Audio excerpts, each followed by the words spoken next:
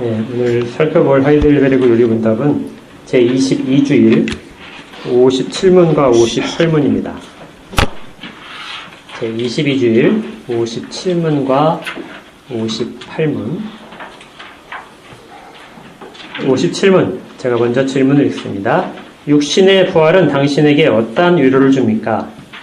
이 생명이 끝나는 즉시 나의 영혼은 버리되신 그리스도에게 올려질 것입니다. 또한 나의 이 육신도 그리스도의 능력으로 일컬음을 받아 나의 영혼과 다시 결합되어 그리스도의 영광스러운 몸과 같이 될 것입니다. 58문, 영원한 생명은 당신에게 어떠한 위로를 줍니까? 내가 이미 지금 영원한 즐거움을 마음으로 누리기 시작한 것처럼 이 생명이 끝나면 눈으로 보지 못하고 귀로도 듣지 못하고 사람의 마음으로도 생각지 못한 완전한 동락을 얻어 하나님을 영원히 찬양할 것입니다. 네, 그렇습니다. 네, 오늘 우리가 이제 부활을 살펴볼 텐데요. 육신의 부활이 57문에 있습니다. 사도신경 가운데 몸이 다시 사는 것과 이 부분이 57문이죠. 부활은 죽음을 전제로 합니다. 죽은 다음에 다시 일으킴을 받는 것이 부활이겠죠. 근데 이제 사도신경을 해설하면서 하이델베르그 요리문답에서 답에서 먼저 이야기하는 것은 영혼의 불멸을 먼저 이야기합니다.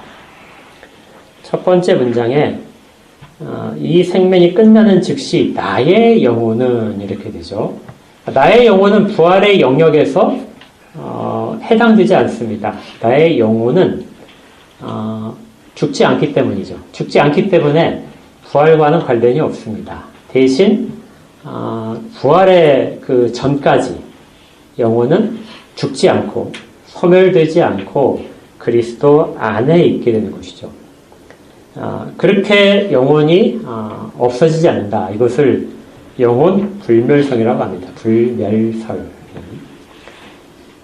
죽음이 무엇이냐면 가장 쉽게 정의하는 것이 육신과 영혼이 분리되는 것을 말하죠.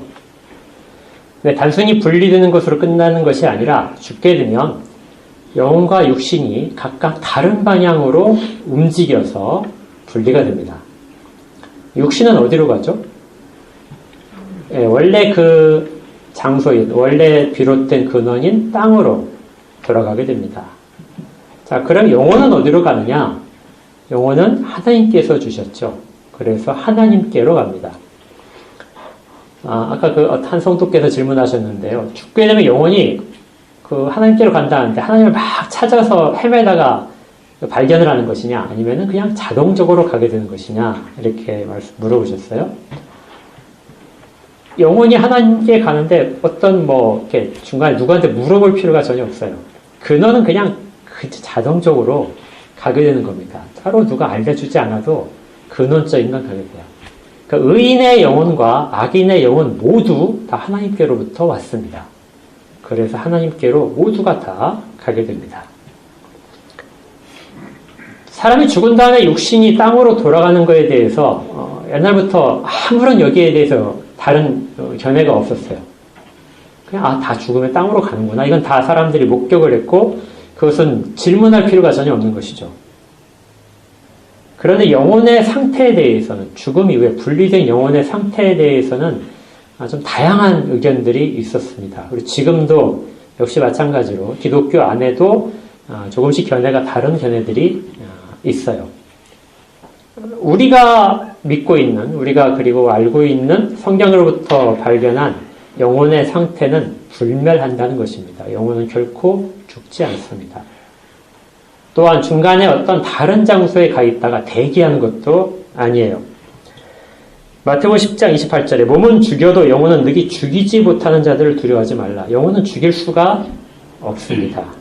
또 마가복음 12장 26절부터는 죽은 자가 살아난다는 것을 말할진대 너희가 모세의 책 중 가시나무 떨기에 관한 글에 하나님께서 모세에게 이르시되 나는 아브라함의 하나님이요 이삭의 하나님이요 야곱의 하나님이로다 하신 말씀을 읽어보지 못하였느냐. 하나님 스스로 그렇게 늘 말씀하시죠. 그런데 이들은 죽은 자가 아니라 살아있는 자들이다.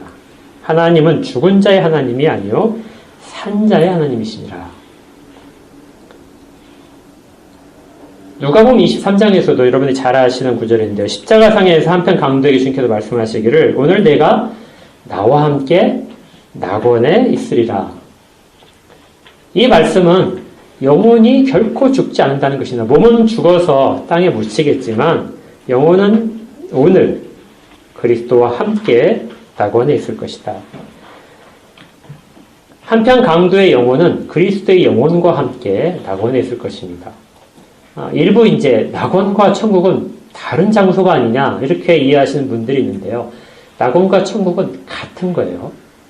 결코 다른 곳이 없습니다. 낙원과 천국에 대한 근데 이제 명칭 자체가 어떤 측면에서 살펴보냐에 따라서 낙원이라고 하는 경우도 있고 천국이라고 하는 경우도 있죠.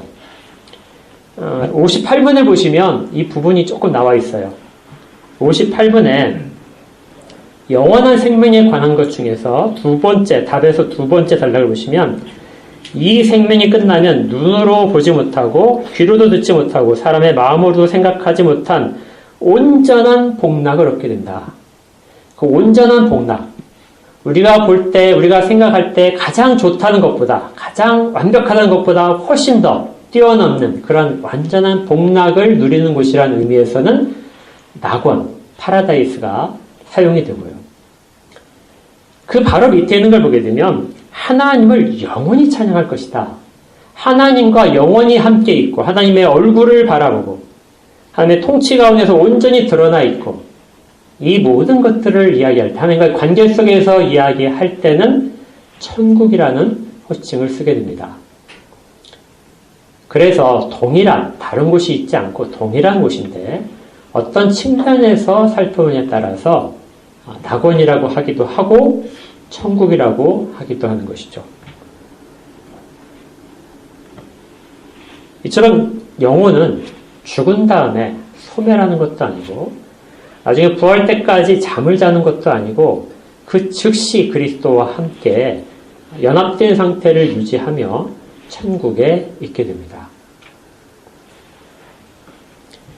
그리고 하늘의 영광을 온전히 누리기 시작하게 되죠. 영혼만이 어떻게 단독적으로 존재할 때 육신과 떨어져 있는 상태에서 영혼만이 살 수 있느냐? 살아있다고 말을 할 수 있겠느냐? 이제 하는 질문들도 있는데요. 신비롭게도 성경을 보게 되면 영혼만이 있어도 여전히 살아있고 생각하고 그리고 찬양도 합니다. 이해도 할 수 있고요. 그래서 영혼이 있는 상태도 그것이 나의 영혼이라는 부분에서 나와 늘 같이 있는 것이다 생각을 하시면 돼요. 영혼은 우리가 죽는 순간 영혼은 그럼 불멸한다는 이야기는 영혼의 변화가 없을 것이냐? 이건 좀 달라요. 우리가 육신의 부활을 얘기할 때 육신의 부활하고 나게 되면 이전에 있는 육신과 차별성이 많이 생기는 것을 알 수 있습니다. 그런데 가끔 영혼은 전혀 변하지 않을 것이라고 생각하는 그런 생각도 있는 것 같은데 실제 그렇지 않아요. 영혼도 변합니다. 그런데 이 변화가 어떤 변화냐면 오직 의인의 영혼만 여기에 해당해요. 의인의 영혼은 죽는 순간 즉시 완전히 거룩하게 됩니다. 이전에 이 땅에서 우리가 중생한 자로서 계속해서 살지만은 완전히 거룩성이라는 것은 생각을 하지 못하거든요. 그런데 우리가 죽는 순간에 완전히 거룩하게 돼요. 이걸 영화롭게 되었다 이야기하죠. 여기에 대한 더 자세한 설명으로는 의인의 영혼은 완전히 거룩하게 되는데 그때 무슨 일을 할 수 있게 되냐면 하나님의 얼굴을 볼 수 있게 됩니다. 사람은 하나님의 얼굴을 볼 수가 없어요. 그렇지만 온전히 완전하게 거룩해 된 상태에서는 하나님의 얼굴을 볼 수 있습니다. 영혼이 그 상태에 있다는 거예요. 그리고 온전히 하나님의 영광 가운데 들어갈 수가 있게 됩니다. 그러나 악인의 영혼은 이렇게 변화를 겪지 않고 즉시 지옥에 던져져서 큰 날, 심판의 날까지 그곳에서 고통을 받고 있다가 심판을 받고 나서 다시금 그 지옥에 다시 더 처절한 상태에서에 있게 되는 것이죠. 영혼은 없어지지 않고 또 죽지도 않습니다. 근데 이제 왜 이 이야기를 해야 되냐면요. 고대로부터 영혼이 사라진다 하는 생각을 가진 사람들이 꽤 많이 있었어요. 요즘은 점점 더 많아지고 있습니다. 고대 그리스로부터 이 영혼이 소멸된다 하는 것들은 주로 쾌락주의자들이 먼저 시작을 했어요. 그러니까 사람이 죽으면은 영혼도 사라질 것이다. 육체가 썩어서 없어지, 점차적으로 썩어서 나중에는 아무것도 없어지듯이 영혼도 시간이 지나면은 점차적으로 희미해지고 소멸할 것이다.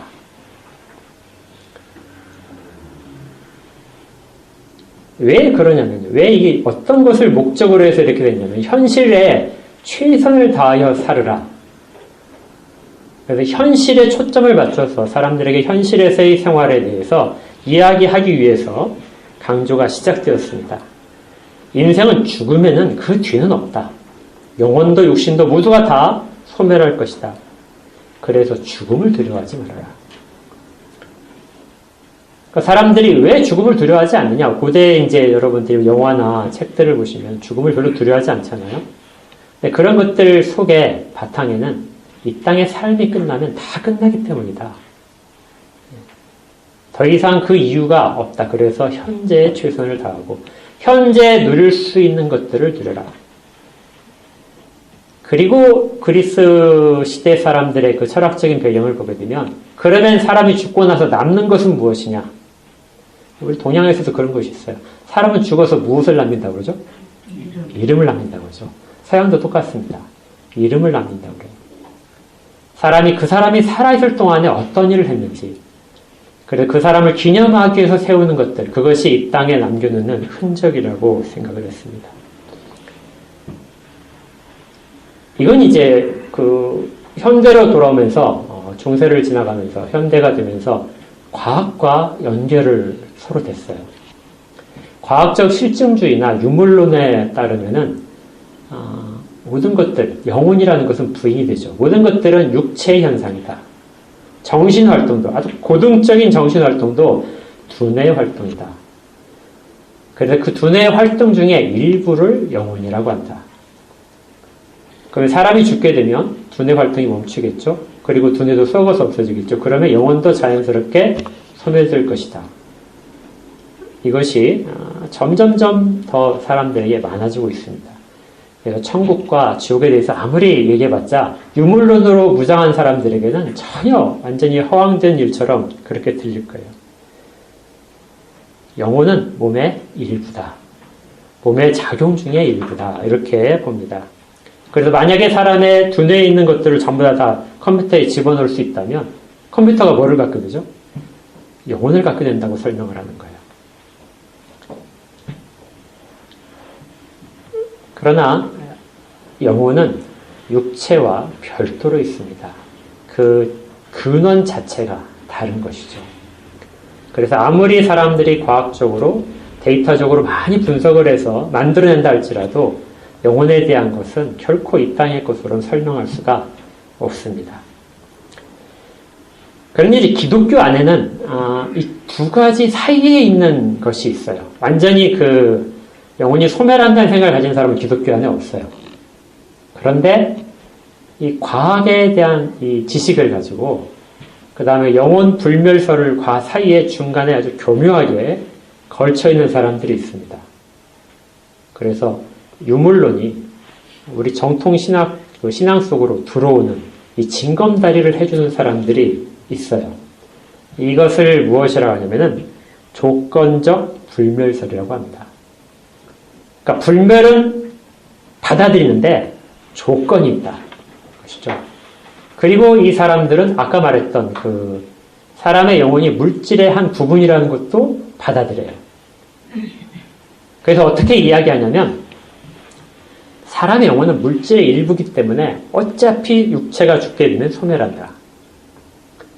그런데 특별하게 선택받은 사람들, 영생을 얻기로 약속받은 사람들만 영혼이 불멸의 상태를 갖게 된다는 것이죠. 그래서 그들에게만 영혼은 없어지지 않고 계속해서 살아있게 된다. 이렇게 주장을 합니다. 이와 비슷한 생각들을 로만 카톨릭과 성공회 쪽에서 꽤 이 생각들을 가지고 있고 점점점 퍼져가고 있어요. 이 생각들이 사람들 가운데 이렇게 먹히는 이유가 있어요. 하나님은 사랑이시다는 말과 늘 같이 갑니다. 하나님은 사랑이시기 때문에 사람이 아무리 죄를 짓더라도 하나님이 긍휼히 여기심에 따라서 그들이 영원히 지옥의 고통을 받는 것, 그것은 하나님이 원치 않으실 것이다. 그래서 지옥에 가는 사람들도 시간이 지나면 영원히 없어져서 고통이 그치게 될 것이라는 것을 이야기하고 싶어 해요. 하나님은 사랑이시라는 것을 조금 더 드러내고 싶고, 그것이 많은 사람들에게, 특히 믿지 않는 가족이 있었던 사람들에게는 상당한 위로를 줄 수 있죠. 그러나 이런 것 자체는 사람들이 바라는 대로 하나님의 모든 것들을 설명하고 싶은 겁니다. 성경 지식을 끌어당기고 자기가 원하는 것들, 그리고 세상의 지식들을 끌어당겨서 적당히 버무려 놓은 것이 이 조건적 불멸설이 되는 것이죠. 어느 것도 성경적이지 않습니다. 성경에서는 오로지 영혼은 불멸해요. 그리고 우리가 죽는 즉시 믿는 자들의 영혼, 의인들의 영혼은 그리스도를 머리로 한 상태로 있기 때문에 그리스도가 계신 곳으로 자연스럽게 가게 됩니다. 즉시 그곳에서 그리스도와 함께 있게 될 거예요. 우리 영혼은 죽는 즉시 완전히 거룩해지고, 그래서 그리스도와 함께 복락을 누리다가 자기 몸이 구속될 시간, 그때가 되면 아직 달성되지 않은 한 가지, 우리 몸의 구속, 완전한 구속이라고 해요. 이 몸의 구속을 위하여 육신과 다시 결합하게 됩니다. 이것이 이제 첫 번째 문장에 있는 이 생명이 끝나는 즉시예요. 나의 영혼은, 그 영혼은 나의 영혼이에요. 나의 영혼이 머리 대신 그리스도에게 올려질 것입니다. 그리스도가 계신 곳에 우리의 영혼도 있게 될 것입니다. 하는 거예요. 또한 영혼을 이제 놔두고 육신의 이야기입니다. 또한 나의 이 육신도, 지금 우리가 입고 있는 이 육신이에요. 이 육신도 그리스도의 능력으로 일으킴을 받는다. 그러니까 우리의 육신이 다시 살아나는 것은 무엇으로 살아나느냐 했을 때 그리스도께서 자신의 능력으로 우리를 일으키신다는 거예요. 그 요한복음에 이런 구절이 있었습니다. 우리 읽었었는데요. 그를 내가 마지막 날에 다시 살리리라. 누가 살려요? 그리스도께서 살리십니다. 또 무덤에 있는 자가 다 그의 음성을 들을 때가 온다. 그리스도의 음성이 그들 가운데 들려지고 그들이 그리스도 안에서 일으킴을 받는 것이죠. 그래서 그리스도의 능력으로 세워지게 됩니다. 빌립보서 3장에 이렇게 되어 있어요. 그는 만물을 자기에게 복종하게 하실 수 있는 자의 역사로 우리의 낮은 몸을 자기 영광의 몸의 형체와 같이 변하게 하시리라. 그리스도께서 자기의 능력으로 우리의 몸을 변하게 하실 것입니다. 모든 사람의 육신이 그렇게 될 거예요. 이때 살아나는 몸은 이전의 몸과는 질적으로 달라질 것입니다. 우리가 예수님의 부활에서도 살펴봤잖아요. 질적으로는 달라지는데 그러면은 형체적으로는 어떻게 될 거냐? 많이 질문하지 않나요? 이 땅에서 몸에 흉터가 있는 부분은 어떻게 될 거냐? 불구인 사람들, 장애인은 어떻게 될 거냐? 이런 문제들이 되는데요. 형태적으로도 변화가 있을 것이라고 봅니다. 근거로는 예수님께서 부활하셔서 육신을 입으셨지만 제자들과 여자들이 처음에 알아볼 수가 없었어요. 예수님과 대화를 하고 예수님께서 직접 계속해서 증거들을 보여주셔야 비로소 그들이 예수님을 알아볼 수 있었거든요. 그래서 눈으로 보이는 형체가 어느 정도의 변화는 있었을 것이라고 봅니다. 물론 예수님께서는 이제 그 창에 찔리신 자국도 있고 손에 옷자국도 남아있지만 그것은 증거로 보여주시기 위해서 남아있었던 것이고요. 일반인들에게는 보통의 경우에는 아마 형체가 조금 변하지 않을까 그런 생각을 하게 됩니다. 그런데 중요한 것은 변하더라도 질적으로 변하더라도 그것을 뭐라고 하냐면 나의 육신이라고 하는 거예요. 나의 육신이라는 점에 있어서는 전혀 달라지지 않습니다. 나의 영혼은 변하지 않고 있었죠. 물론 약간의 변화도 생기지만 더 좋은 쪽으로죠. 나의 영혼은 무엇을 다시 결합하냐면 나의 육신과 다시 결합합니다. 중간에 다른 사람의 육신, 전혀 우리의 전의 육신과 관계없는 새로운 지음을 받았으니까 완전 새 제품으로 전혀 아무런 관계없는 그런 것으로 새로 입는 것이 육신의 부활이 아니에요. 우리의 이전의 육신과 다시 결합하는 것. 이것을 몸이 다시 사는 것이라고 하죠. 나의 영혼은 반드시 나의 육신을 찾을 겁니다. 그리고 그리스도의 능력으로 신비롭게 연합할 것입니다. 이렇게 될 때 몸은 그리스도의 영광스러운 몸과 같이 변할 거예요. 거기 마지막 주에 이렇게 됩니다. 나의 영혼과 다시 결합되어서 그리스도의 영광스러운 몸과 같이 될 것입니다. 그리스도께서 이걸 하셨다는 거죠. 여기까지를 간단하게 정리를 하면 그리스도께서 몸의 부활을 통해서 그리고 육신을 가진 상태에서 하늘에 계시죠. 그리고 우리의 머리가 되셨다면 아주 간단하게도 우리도 육신을 가진 채로 영혼과 다시 결합된 형체로 그리스도와 함께 있어야 맞습니다. 그래야 그리스도의 통치를 받고 그리스도 안에 연합된 완전한 상태를 유지할 수 있어요. 몸이 있는 것이 몸이 없는 상태보다 훨씬 완전한 상태고 주께서는 그걸 통해서 더 큰 영광을 받으실 것입니다. 그래서 우리의 몸은 부활할 거예요. 고린도전서 15장, 우리가 오늘 성경 본문을 읽었던 전서 15장은 부활장이라는 유명한 장입니다. 거기에 읽었던 것 중에 54절을 보시면은 이 썩을 것이 썩지 아니함을 입겠다. 썩을 것은 어디서부터 기인을 했냐면 첫 번째 아담으로부터 물려받았고 첫 번째 아담의 범죄한 상태로부터 물려받았기 때문에 썩어질 것이라고 되어 있습니다. 그러나 이후에 우리가 부활할 육신은 땅에 속한 육신이 아니라 죽지 아니할 것, 썩지 아니할 육신입니다. 이건 누가 주시겠어요? 그리스도께서 주시죠. 그래서 그리스도로부터 우리는 이 육신을 아담으로부터 물려지지 않고 그리스도부터 물려받은 육신을 가진 상태로 부활체로서 살게 됩니다. 그러니까 사망유리와 전혀 관계가 없게 되는 것이죠. 육신의 부활은 이래서 우리에게 정말 큰 위로를 줍니다. 죽음이 끝이 아니고 죽음은 오히려 더 영광스럽게 변하고 더 하나님께 가까이 가고 하나님을 얼굴로서 만나고 귀한 시작이기 때문에 고대가 되는 것이죠. 58문은 영원한 생명에 대해서 다룹니다. 영원히 살 것을 믿습니다. 할 때 영원한 생명인데요. 우리말에서는 이게 별로 이렇게 적당한 표현들이 없는 것 같아요. 영원하다 하는 표현 속에는 어떤 의미가 담길까요? 영원한 생명이다 하게 되면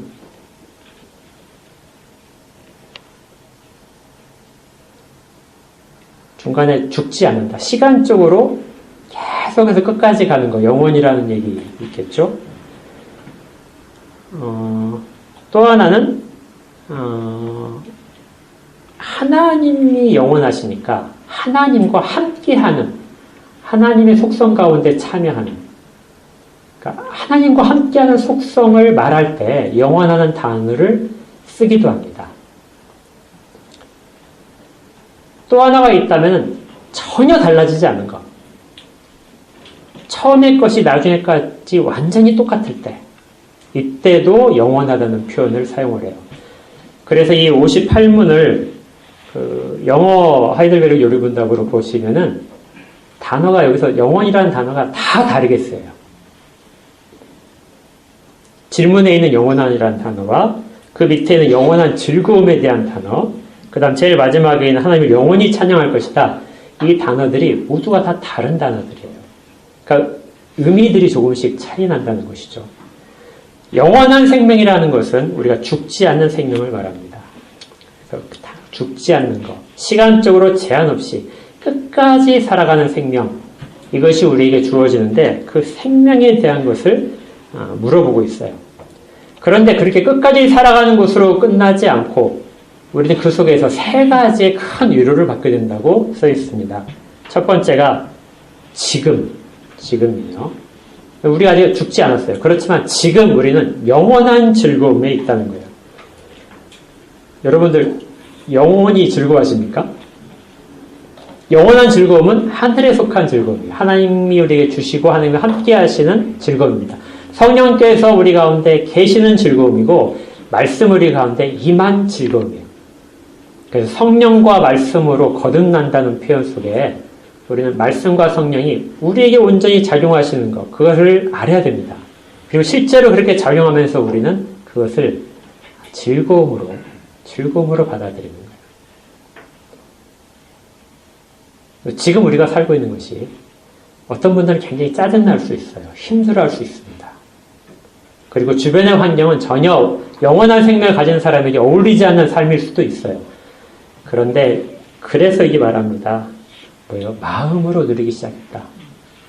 우리의 마음은 부활하신 그리스도를 만나면서 우리의 마음은 이미 영원한 즐거움을 맛보기 시작했다. 이렇게 돼요. 예수님께서 부활하신 다음에 제자들을 찾아가셨는데 그때 주님께서 뭐라고 하셨냐면 이렇게 하셨어요. 제자들이 모인 곳에 주님께서 갑자기 나타나셨습니다. 그리고 두려워하는 제자들에게 너희에게 무엇이 있을지어다? 평강이 있을지어다. 평강이 있을지어다. 주변 상황 아무것도 안 달라졌어요.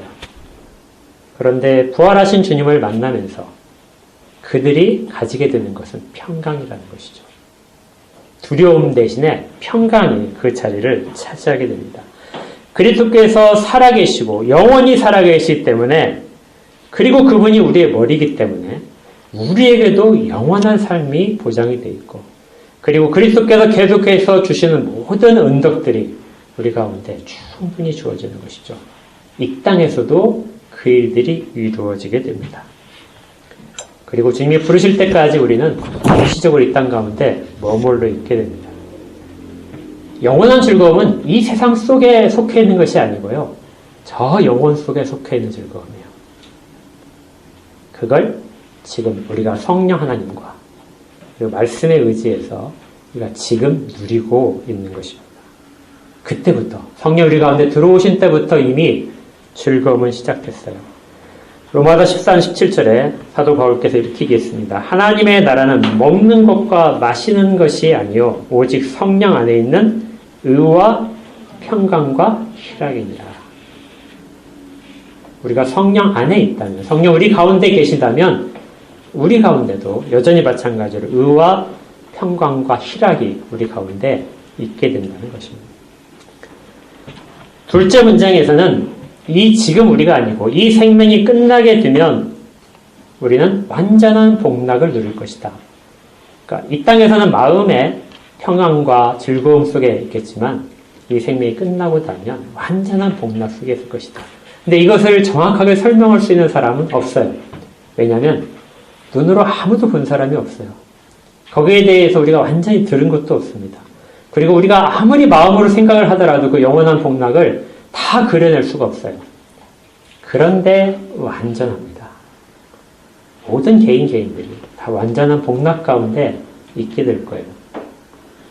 그것이 우리를 기다리고 있는 것을 믿는 것입니다. 세 번째는 사도신경에서 마지막 이 부분이 있다는 것이 되게 좀 감동스러워요. 세 번째 마지막 한 문장으로 되어 있는데요. 하나님을 영원히 찬양할 것입니다. 영원히 찬양한다는 것은 전혀 변하지 않을 부분이에요. 하나님은 영원히 찬양받으실 분입니다. 그리고 사람을 지으실 때의 목적이 하나님이 영원하게 찬양하도록 지으셨다고 했어요. 그런데 사람들은 이것을 달성하지 못했어요. 이것이 사람의 최고의 목적인데, 인생의 최고의 목적인데 아무도 달성하지 못했습니다. 그런데 이 마지막 날, 우리가 이 세상을 떠나는 날, 그때 우리는 그것을 할 수 있게 된다는 거예요. 우리가 얼마나 감격스럽겠어요. 정말 이 땅에서 아무리 하고 싶어도 안 되는데, 그 하나님을 정말 찬양하고 싶은데, 우리의 가진 모든 것들을 통해서 찬양하고 싶은데 그걸 할 수 있게 된다는 거 얼마나 큰 유익인지 모릅니다. 그것이 우리에게 약속도 있고 그것이 영원한 생명 가운데서 포함되어서 이게 다 세트로 주어지는 거예요. 페트로에서 변하지 않고 하나님과 함께 있고 그리고 시간적인 제한을 받지 않는 삶을 영원한 생명 가운데서 받게 되는 것이죠. 이렇게 해서 이제 사도신경에 대한 이제 내용들이 하이델베르크 요리운답에서 끝나게 됩니다. 한 가지 더 이제 여기서 전체적인 조명을 하면서 덧붙이고 싶은 것은 우리가 전에 한번 지난주에 잠깐 설명해 드렸을 거예요. 사도신경은 세 개의 그 큰 카테고리로 묶여 있다고 그랬잖아요. 성부 하나님, 성자 하나님, 성령 하나님. 그래서 죄사함과 그 다음에 육신의 부활, 몸에 다시 사는 것과 영원히 사는 것이 다 어디에 묶여 있냐면 성령님께 묶여 있습니다. 그리스도께서 이 땅 가운데서 이루신 일들, 그리고 천상에서 하신 일들을 우리 가운데 적용시키는 분, 우리의 부활마저도 준비시키는 분, 준비하시고 우리 가운데서 영원히 변치 않는 즐거움을 미리 맛보게 하시는 분도 성령님이시라는 거죠. 그래서 성령님이 하시는 일들 가운데서 이것을 전부 다 포함시켜 놨습니다. 그러니까 이것은 성령을 받지 않은 사람들에게는 전혀 관계없는 이야기예요. 성령을 받은 사람만이 이것이 얼마나 큰 은혜로서 주어졌는지, 선물인지를 깨닫고 그것이 얼마나 우리에게 큰 위로를 주고 우리에게 확신을 주는지를 알 수 있습니다. 성령님은 단순히 그냥 어떤 능력이나 이런 것으로 우리 가운데 오시는 분이 아니라 구원에 관한 모든 최종적인 것들을 우리 가운데 주시기 위하여 우리와 함께 계시죠. 그리고 이제 사도신경에서 앞에 그리스도와 관련돼서 성령이 하시는 일을 이렇게 연결시킬 수 있어요. 사도신경을 한번 보십시오.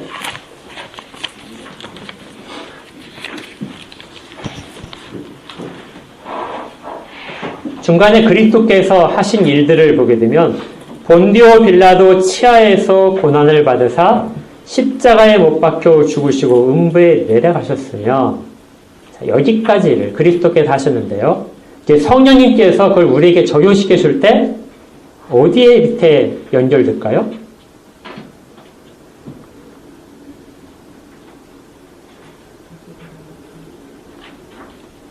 질문이 어려웠나요? 몸이 다시 사는 것. 위에 그리스도께서 십자가에 못 박혀 고난을 받으사 십자가에 못 박혀 죽으시고 음부에 내려가셨다. 이 부분과 성령께서 제일 밑에 하시는 부분 중에서 연결이 되는 부분은 죄를 사하여 주시는 것입니다. 그리스도께서 십자가에 못 박혀 죽으셨다. 그리고 고난받은 이때와 성령께서 하신 역할의 연결 부분은 죄를 사하여 주시는 것과 이렇게 돼요.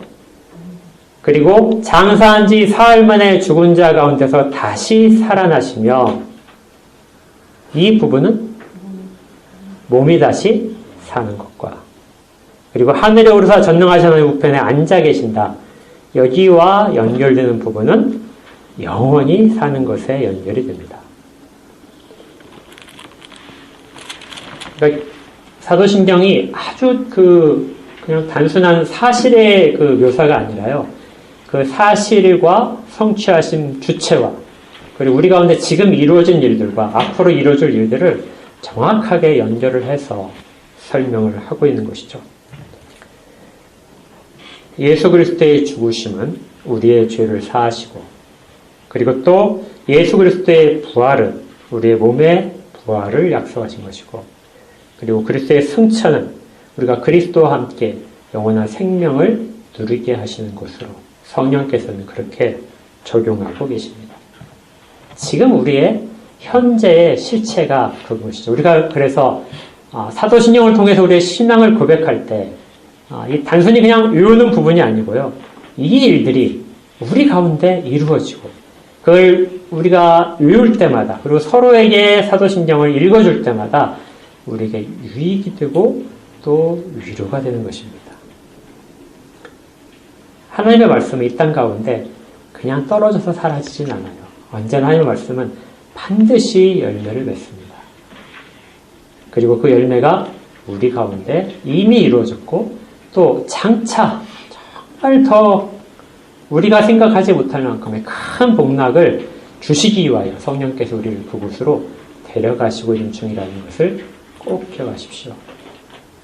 우리는 그렇게 다시 살아서 영원한 생명을 누리며 그때 우리 다 만나서 반갑게 인사하자고요. 네.